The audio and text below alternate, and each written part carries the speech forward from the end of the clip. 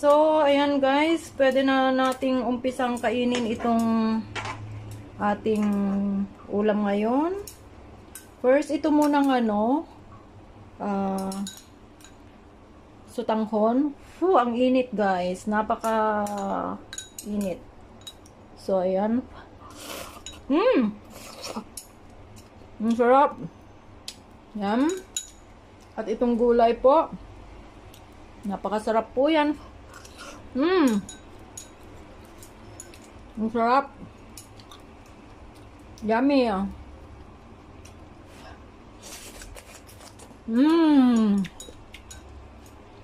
Ang sarap po ng ating pagkain ngayon. Ng ulam natin nakakatakam at nakakagutom talaga. Sarap.